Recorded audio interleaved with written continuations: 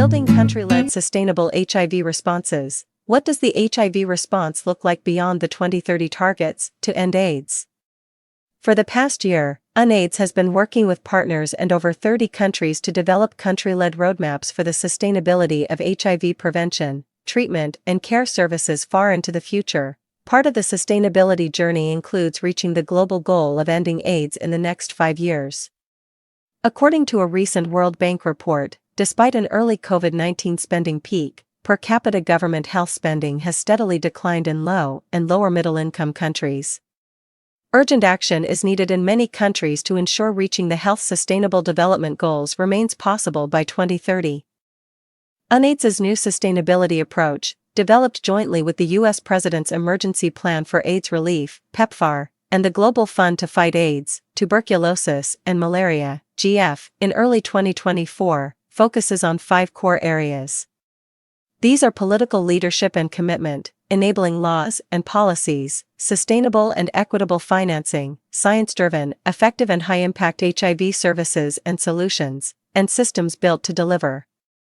The specific methods look different in each country, but all have equity and communities at the center. A multi-sectoral approach remains critical to the HIV response, particularly in this last mile, as we accelerate prevention and close gaps that require us to address the complex inequalities that persist.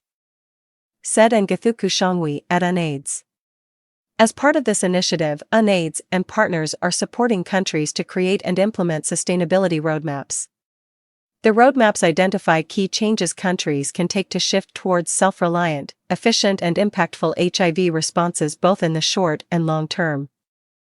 Representatives from 22 countries in sub-Saharan Africa and the Dominican Republic gathered recently in Johannesburg, South Africa to hone their roadmaps during a workshop hosted in October by the South African National AIDS Council in collaboration with UNAIDS, PEPFAR, and the GF. While it is valuable that we come together to learn and share insights, it is crucial to recognize the level of responsibility each of us carries in our respective countries.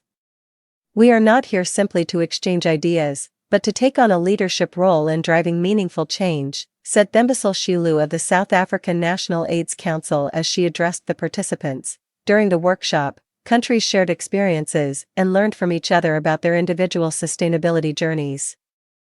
In addition, countries agreed to establish a virtual peer learning network to facilitate future cross-border partnerships and share successes and challenges in moving towards sustainability.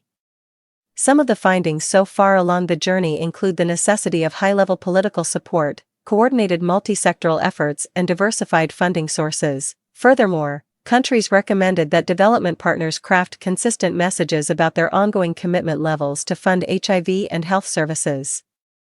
The need for transparent, responsible, and inclusive conversations was emphasized by all in Johannesburg when discussing the transition from donor-financed to country-financed responses.